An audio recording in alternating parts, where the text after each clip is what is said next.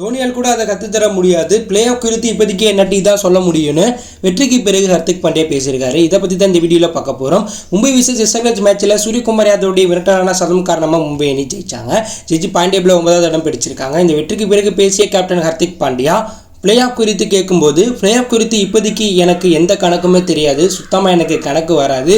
இப்போதைக்கு அடுத்து வரக்கூடிய போட்டிகளில் ஜெயிக்க வேண்டும் அப்படிங்கிற எண்ணம் தான் எனக்கு இருக்குது. கண்டிப்பாக இதே போல் போராடி அடுத்து வரக்கூடிய போட்டிகளில் நாங்கள் ஜெயிப்போம். இந்த போட்டியை பொறுத்தவரை எங்கள் அணியுடைய பந்து வீச்சு சூப்பராக இருந்துச்சு. பிச்சுக்கு ஏற்றார் போல் நாங்கள் பந்து வீசினோம்.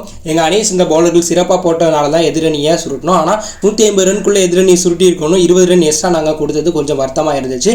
இருந்தாலும் எங்கள் பேட்ஸ்மேன்கள் சிறப்பாக விளையாண்டு இந்த போட்டியை முடிச்சுட்டாங்க. இந்த மேட்ச்சில் பியூஷ் சாவ்லாவுடைய பந்து வீச்சு அபரமாக இருந்துச்சு. அவருக்கு என்னதான் ஏஜ் ஆனாலும் அவருடைய திறமை இந்த போட்டியில் நிரூபிச்சிருக்கார். நானும் இந்த மேட்ச்சில் சிறப்பாக பந்து வீசினேன். நான் கரெக்டான லைன் அண்ட் லென்த்தில் பந்து வீசினேன். ஒரு சில நேரங்களில் ஸ்லோயர் ரன் போட்டேன். எங்கள் பவுலர்கள் மற்றும் எங்கள் பேட்ஸ்மேன்கள் அனைவருமே சிறப்பாக விளையாண்டாங்க. சூரியகுமார் யாதவை பற்றி சொல்லி ஆகணும். அவருக்கு என்னாட்டே பந்து வீச முடியாது. இந்த உலகில் இருக்கக்கூடிய நம்பர் 1 பவுலராட்டையும் பந்து வீச முடியாது. அந்தளவுக்கு அவர் பிச்சை கணிச்சு எதிரணி வியூகங்களை கணிச்சு சிறப்பாக விளையாடக்கூடிய வீரர். 360 டிகிரி பிளேயராக அவர் இருக்கிறதுனால அவருக்கு பந்து வீசுறது கஷ்டம்தான். அவர் ஏன் அணியில் இருக்கிறது எனக்கு மகிழ்ச்சியாக இருக்குன்னு மும்பை அணி கேப்டன் ஹர்திக் பாண்டியா பேசியிருக்காரு. அடுத்ததாக தொடர் தோல்வி குறித்து ஹர்திக் பாண்டியாட்ட கேட்கும்போது அதற்கு பதிலளித்த ஹர்திக் பாண்டியா, தோல்வியிலிருந்து நான் நிறையா கற்றுக்கொள்வேன். எப்போதுமே கேப்டனாக நான் இருக்கும்போது எல்லா பொறுப்பையும் நானே ஏற்று விளையாட நினைப்பேன்.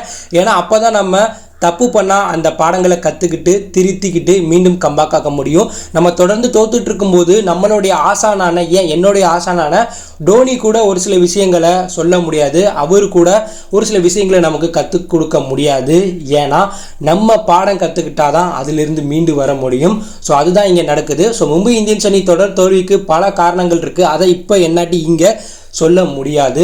கண்டிப்பாக ஒரு நாள் நான் அதை சொல்லுவேன். எங்கள் அணியை பொறுத்தவரை இந்த சீசனில் பவுலர்கள் ஒரு சில போட்டியில் கம்பேக் ஆனாலும் நாங்கள் பேட்டிங்கில் ஒரு சில போட்டிகளில் சொதப்பியிருக்கோம். ஐபிஎல் போன்ற ஒரு தொடரில் ஒரு மிகப்பெரிய பார்ட்னர்ஷிப் 2 பேட்ஸ்மேன்கள் அமைச்சு அதிரடியான ஒரு தொடக்கம் முதல்ல கொடுக்கணும். அதற்கப்புறம் வரக்கூடிய வீரர்களும் பார்ட்னர்ஷிப் போட்டு போட்டியை இறுதி வரை எடுத்துகிட்டு போகணும்.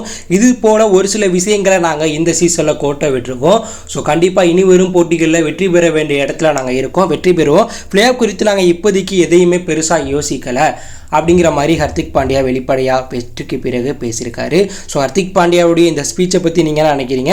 ஸோ மும்பை அணி இப்போதைக்கு பிளே ஆஃப் போகணும்னா மேலே இருக்கக்கூடிய 2 அணிகள் ஜெயிச்சு அதற்கு கீழே இருக்கக்கூடிய அனைத்து அணிகள் தோற்று மும்பை அணி அடுத்து வரக்கூடிய அனைத்து போட்டிகளையும் ஜெயிச்சா வாய்ப்பு இருக்குது 1%. ஆனால் அதற்கான வாய்ப்புகள் இல்லைன்னு தான் ஃப்ரெண்ட்ஸ் சொல்லணும். ஸோ மும்பையுடைய தொடர் தோல்வி குறித்து ஹர்திக் பாண்டியா பேசுறதை பற்றி உங்கள் கருத்தை கமெண்ட்டில் லைக் பண்ணுங்கள். இதில் பிடித்திருந்தால் லைக் பண்ணுங்கள், ஷேர் பண்ணுங்கள், கமெண்ட் பண்ணுங்கள். மறக்காம நம்ம சேனலை சப்ஸ்கிரைப் பண்ணி ஃபாலோ பண்ணுங்கள்.